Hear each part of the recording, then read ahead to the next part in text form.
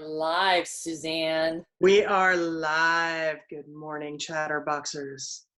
It was dark and quiet throughout the land as the world sank eerily into stillness, mostly because it was nighttime and not everyone was carrying a supercomputer in their pocket.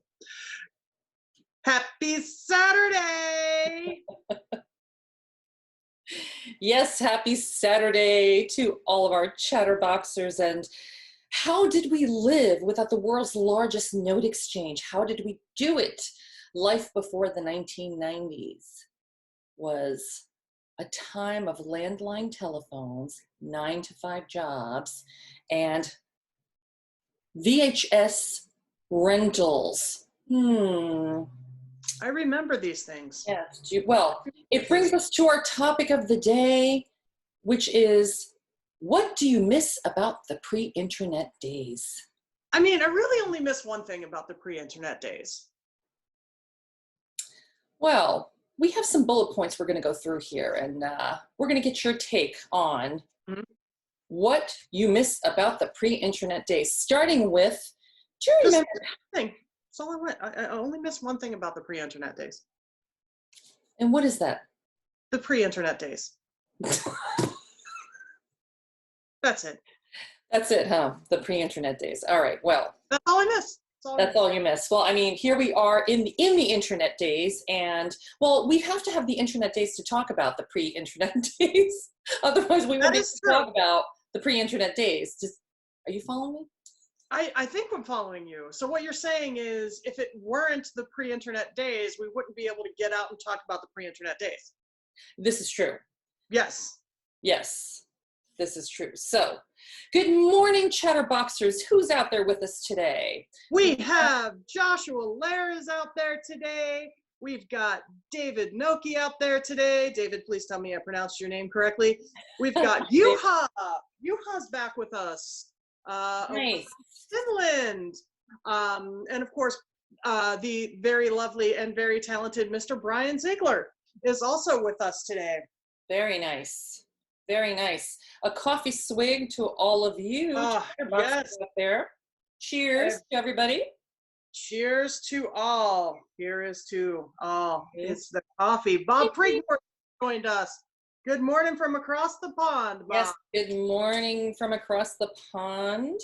Glad everybody's here to join us today. And apparently I did pronounce Dave's last name wrong, so David, sorry about that. But also apparently no one gets it right. So I plead the fifth or whatever other applicable, constitutional right I can invoke. There we go. That's what we're going with.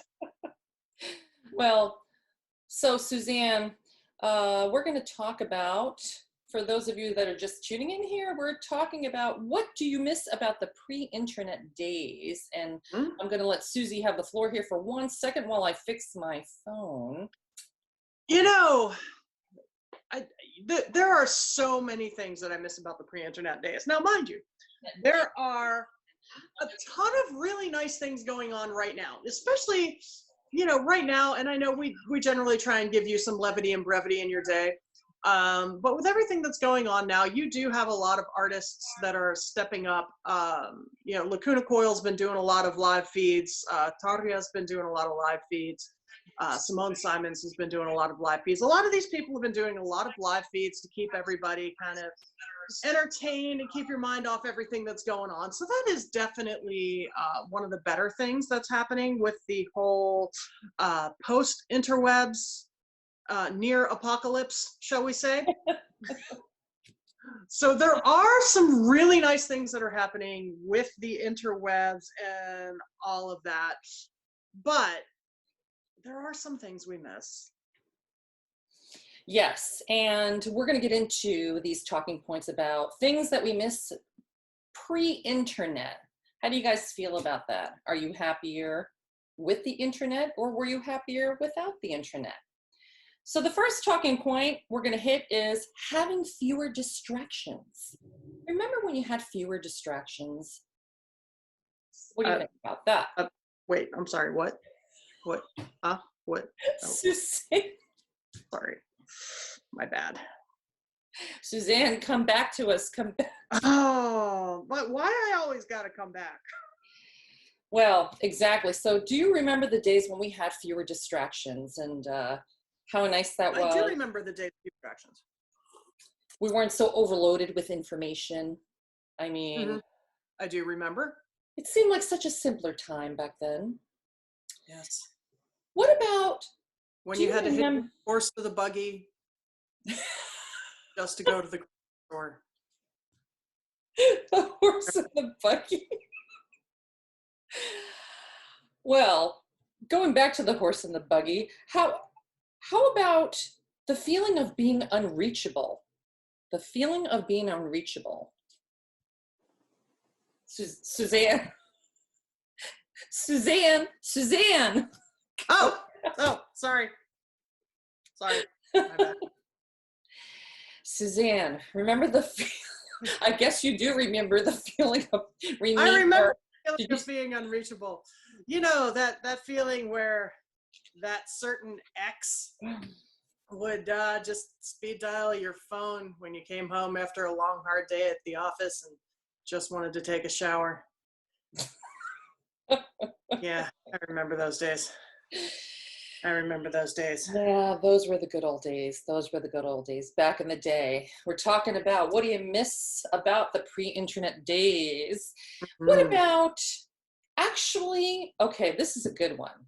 What about actually going to sleep when you go to sleep? Actually going to You're, sleep. but you're talking to an insomniac. Okay, but for those of us who aren't an insomniac, Oh, well, sorry, I can't speak to that one. I mean, remember when you used to just go to bed and lights out and that was it. You just went to bed. You didn't have any of these distractions. You weren't bringing your phone with you. You weren't just, standing, or you weren't falling asleep and then getting up in the middle of the night and then start piddling with your phone. So many people do that. Uh, Hmm. You probably didn't get text messages at 4:30 in the morning when your podcast co-hostess woke up.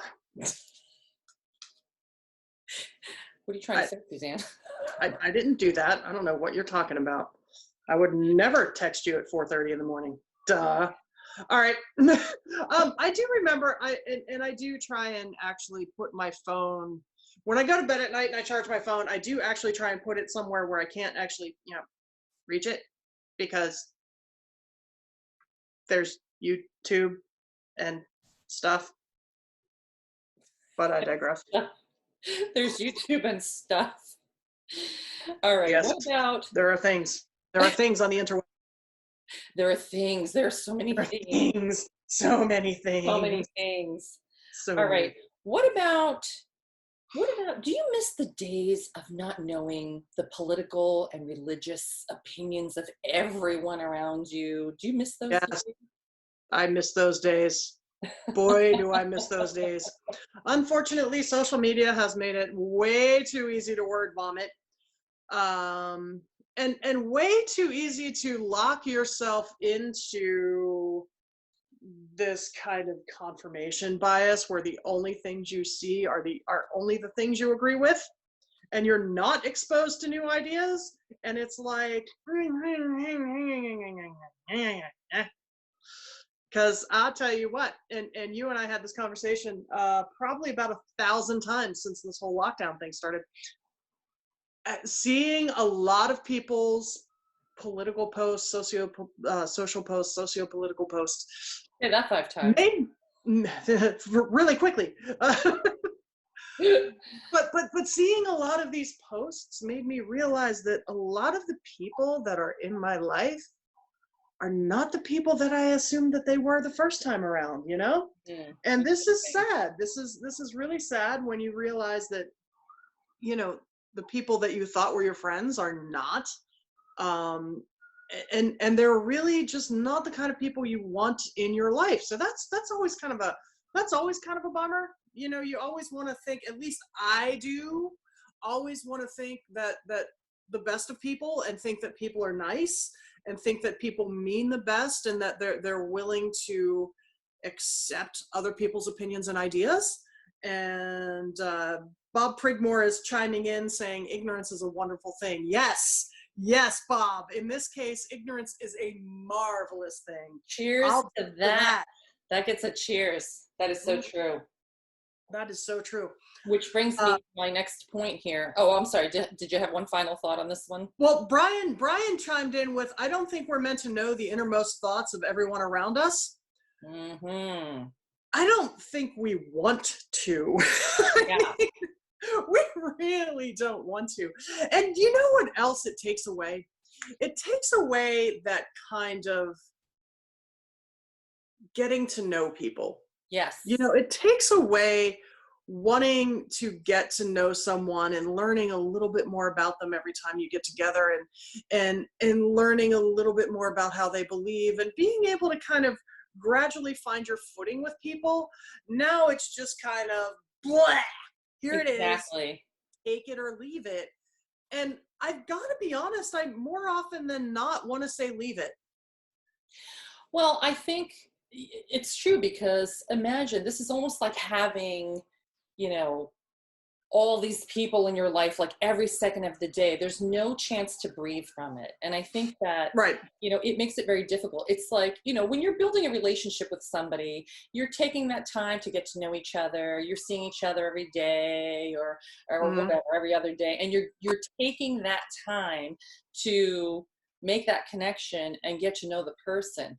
But online, it's almost like I have about like 700 people on my page, on my profile page, right? And it's just like everything just spews everything out. Everybody spews everything out. And it just feels like it's just too much. It's too much information. I don't need to know all that information about you. It's like informational claustrophobia. Yes. It's absolutely. like, ew, take space, personal space. Exactly. I mean, it's like, it just doesn't give you an opportunity to have any kind of distance. So now you know everything there is to know, and it's very difficult. So I think there are a lot of things that are better not said on the internet, and it's sometimes better to just not know so much information. I think it's sometimes better to have that little bit of mystery. Yes, absolutely. You know, one of the things that everyone at my previous job used to say to me, and actually a couple of my other friends as well, they said, you know, every time we get together, I feel like I know a little bit more about you, and I get to like you that much more. That doesn't happen on the interwebs. It's ew, no, enough. I don't need to know it all and know it now. Yeah, it does become too much. And well, let's see. Let's go to our next point here, which is oh, this is a big one. I see this all the time. Remember, you used to go to a restaurant and you would just enjoy a lovely dinner. Now you have people that are sitting right across from each other and they're just on their phones. There's no eye-to-eye contact. And you know what else really drives me nuts about going to a restaurant now? It's like Big Brother is watching. You cannot get away from the televisions. You've got television blaring in every corner of the restaurant. You've got people on there, you know. Yeah, no. You know, it's funny. I said that to Brian not too long ago. I said, you know, I don't like the fact that every restaurant I walk into now, there's just a TV everywhere. Everywhere you look, there's a TV. There's 5,000 things that, listen, we are way overstimulated already. We do not need 50 televisions around us when we're trying to eat dinner. What is the point of going out and trying to enjoy yourself with that person that you're going with, or a group that you're going with? And maybe you're specifically going to see like a game or something. And I totally get that, you know, like a sports bar kind of thing where you want to watch the game. I mean, that's kind of what that's built for. So I get it. But what about when we are just going to dinner and you just want to enjoy that conversation, and now you can't because you have the phone at your side and it's ringing, or, you know, there's a text coming in, and you just can't put it down long enough to know that it's okay for you to miss that information. Nothing, you know, is going to be that dire, because remember, pre-internet days, we did not have all of these tools. Now, I'm not saying that they're not great tools, but no, and the internet, we've gotten the internet, the computers, the tools that we have now have lowered, we've talked about this before, they've lowered the barrier to entry for a lot of things, for a lot of musicians, for a lot of, you know, independent filmmakers, for a lot of bands, for a lot that we've lowered the barrier to entrance for a lot of really great talent. We've also oversaturated the market with a lot of really mediocre, not so much talent. So it makes it a more cluttered and just tougher environment to cut through. Um, you can't, it's almost like you can't get away from it. And I know a lot of people like to make fun of me because I do not own a television, but you know what, I spent all day yesterday on the phone. I spent all day. I talked to Kat, my friend Kat, for a couple hours. I talked to Liz for a couple hours. I was chatting with Jonna, I think, for a couple hours. I was actually having human interaction for hours, almost all day. I did virtually nothing yesterday. I did like laundry. I did laundry. Of course, I woke up this morning and I was like, I thought I had more clothes than this. I did laundry. Oh yeah, I didn't put it away yet. But I mean, I did laundry and that was about it. I watched a few videos for doing research for my, that's what we're calling videos now, research for my opera. So I did some research for the opera, but mostly I just chit chatted with people yesterday. I talked to Kat for an hour or two. I talked to you for an hour or two. I think I was back and forth with Jonna most of the day. It was just kind of a kick back, relax, and talk to people sort of day. Whereas when you come in and you turn on the television and you just do for hours on end, and it just drives me nuts. Yeah, that's definitely, it's really annoying. I mean, I just don't like it. I don't like walking into every single restaurant and having a television. I just, and it's not, and I do watch television and I go to the movies, I do all of that stuff, but I don't want to see it in every single space that I walk into.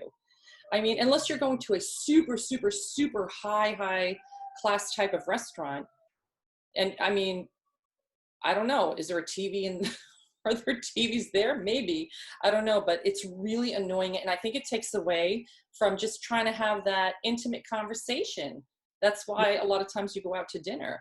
But there's so many times where I've been out to dinner. I'm sure you guys have seen it too, where people are sitting right across from each other and they're just with their phones and they're not even looking up. They're having dinner and they're not even contacting with each other.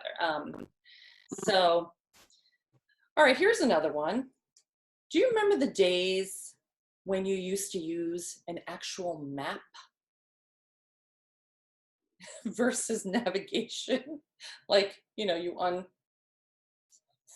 the map. I do. And then you tried to fold the map back up.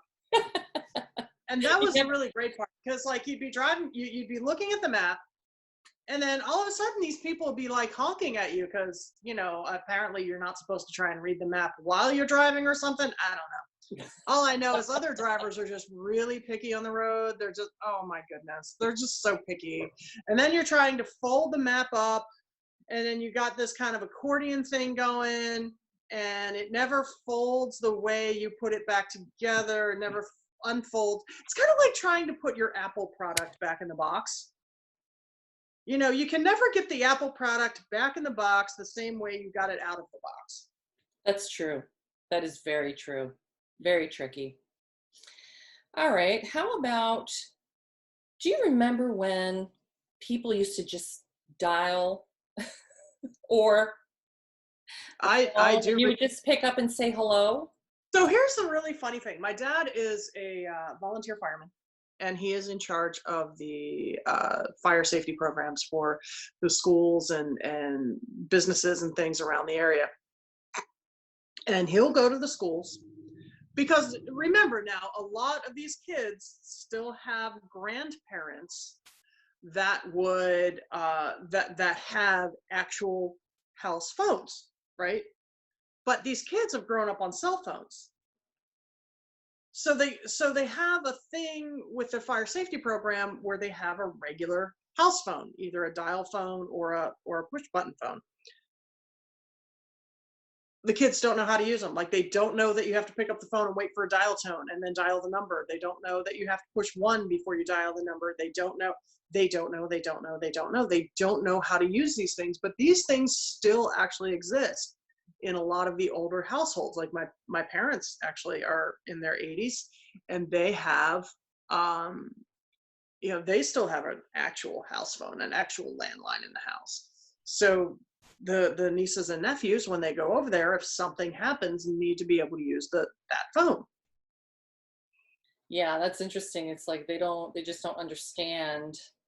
And why would they? I mean, they didn't grow up with it, and I get that, but it's interesting how it's just it's so different from, from the way it was pre-internet days. Well, Hmm. what about do you remember the days where everything wasn't just spoiled immediately, where you would actually, you You know, mean like when you had to go to a movie to see what the movie was about? yes, exactly. When you had to go to the Weird. movie. Weird. Where like all those box office flops sold millions upon millions of dollars before everyone realized that they were actual crap. I Right. know, right? Um, I do remember those days, and ironically, I haven't actually watched that many movies. Like, I have not gone to the movie. The last one I saw was The Last Jedi, The First Jedi, The Middle Jedi, whatever that Mhm. one Star Wars Return movie of the is. Jedi? No, no, no, not Return of the Jedi. That was I've seen movies between now and then, or then and now. But The Last Jedi, I think it was like literally the last movie that I saw, Yeah, and that was just because we got free tickets for it. right. And I like, again, I no longer enjoy the movie experience. I no longer enjoy, first of all, it was all spoiled before we go. Second of all, you got glare from phones, from one side of the aisle to the other. And third, like, no one can sit and watch a 2-hour movie anymore. Like, You know, we are so dysfunctionally unfocused that no one can sit and watch a 2-hour movie. I think it's interesting that you're saying that, because it is the most annoying thing when you're in the middle of a great movie in the theater and someone just whips out their cell phone and you've got this light and usually it's always, usually it's somebody in front of us. Mhm. And I don't think people can realize that you can see, if you're texting, you can see the light. You could see all that stuff that's happening. Do this. If you think that Liz is wrong, do this. And Wait, shut the door. Leave wait, the say light. that again because you froze.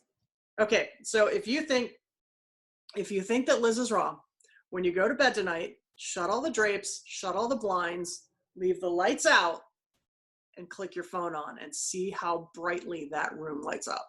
Yeah. It's so bright. It's so distracting. It's really, really distracting when you're in a theater. And you're paying money to go see a movie. You're not paying money to hear people talking or especially see those text messages flying in and out. And it's Mhm. really, really, really uncomfortable to watch a movie like that. And I don't understand why people don't realize that it's just, turn your phone Well, off or put it because on of the silent at least. they don't realize it, because everything is instant gratification. Everything is what I want when I want it. I want it now. Everything is everything is now, now, now, now, now. Everything is me, me, me, me, me. When Yeah. was the last time you went somewhere? Well, when was the last time you went somewhere? Period. But when was the last time you went That's true. somewhere when someone stopped and held the door open for you? Oh, Right. It common sense and common courtesy are no longer common, and that I blame on the interwebs and the social media, yeah. because you have surrounded yourself, with only the little world that you want to live in, and you've blocked out anything that doesn't agree with that. And now you're like, nothing else matters. Yeah, I mean, and taking this a step further regarding the things being spoiled immediately. What about simple things like restaurants? Like you would go to a restaurant and you would say, "All right, I'm going to try this restaurant, and never been there before. I'm just going to go and check it out and try it." Well, now what's the first thing people do? They go to Yelp or something like that, to see what the reviews are before they even go. And maybe, I don't know. I have mixed feelings about it. Like part of me says, well, that's kind of good because if it was a really bad restaurant, you don't want to go there. But at the same time, but it here's the also thing. works the I have opposite, works seen the other way around. so many of those reviews. And here's the thing. When a restaurant opens, brand new restaurant, they're not in their groove yet. Got to wait a week or two until they get in their groove, and then you go to the restaurant.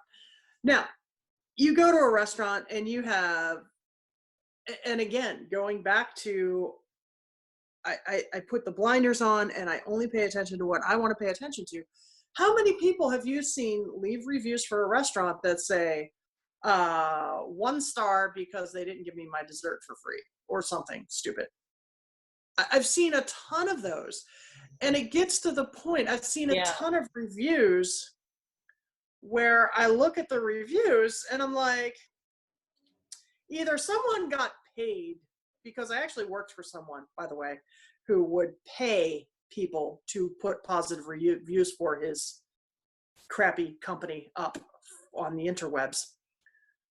And you look at these reviews and you're like, either this is paid or either something happened that this person just didn't like and it's not a legitimate review. And then you've got me, because I realized from working the places and the jobs that I've worked that a lot of times those surveys and reviews and things are used to either give bonuses or not give bonuses, or in some cases dock the employees. So I can't tell you when the last time was that I put in an honest to God review, because I will either not fill out the survey because I know it goes against the employees, or, and to be fair, a lot of times, you go to a restaurant, you go to a whatever, the waitress waits on you, brings you your food, puts it in front of you. That is her job. Right. Exactly. Am I supposed to stand up and clap because you did your job? No, a lot of times you'll get, like, I just had my groceries delivered.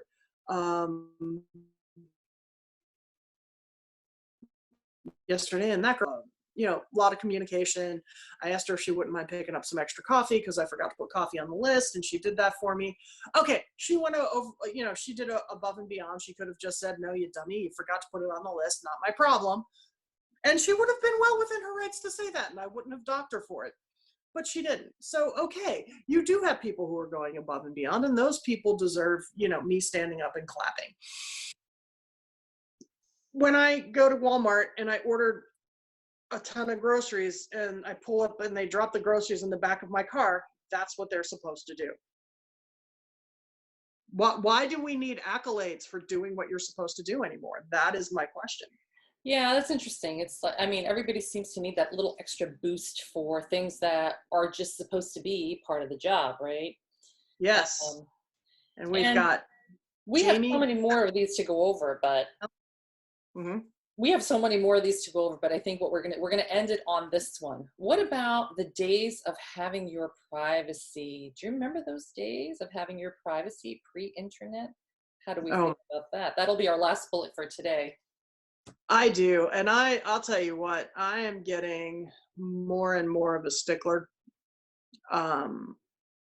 Anytime I go somewhere and they're like, download our app, it's an automatic no, because that's a phishing scheme. They're just looking to get your private information, and so that they can sell you things. My new favorite thing on Facebook and YouTube is to flag every single ad as irrelevant. That's like my new thing. No, doesn't apply to me. Sorry. No, doesn't apply to me. It Doesn't might, apply to me. it very well may apply to me, but I just go through all of them and I'm like, no, it doesn't apply. No, it doesn't apply. No, it doesn't apply. I have all of my privacy stuff turned on. So like when Facebook is like, we can enhance your ad experience. I'm like, no. No. When you go to log into something and they're like, can we access your contacts? No. No. Because even if you don't have a social media presence, that those companies are looking through other people's contacts and building a shadow profile on you. And it's like, where does this nonsense stop? Yeah, it's scary how much information they can get on us just by having an account or and not even your account. Like when other my people's mom, account. Yeah. When my mom says, yes, you can access all of my contacts to make this you can access all of my accounts for this, or all of my contacts to do this thing. They're building shadow profiles on you and me and other people without your consent, knowledge, or permission. Well, I think that's where we have to leave it, guys. Yes. Happy week for all of you. This has been quite lovely to spend our Saturday morning with all of you. Beautiful Chatterboxers here with us. We appreciate your participation. We hope you're having fun with us. Let us know what you're thinking of on all of these topics, these little talking points that we went over. What do you think about the pre-internet days compared to how things are today? Were you happy back then? Let's leave them with that note. We'll leave you with that note. We will see you next Saturday. Until then, I am Suzanne from SuzanneDecree.com. This is Liz Tapia, the Dark Angel from DarkBeautyMusic.com. And we are going to go jump into the chat right now and say hello. And come talk to you. So we're coming in there right now. Don't go anywhere. Don't go anywhere. All right. We'll talk to you soon. Bye-bye.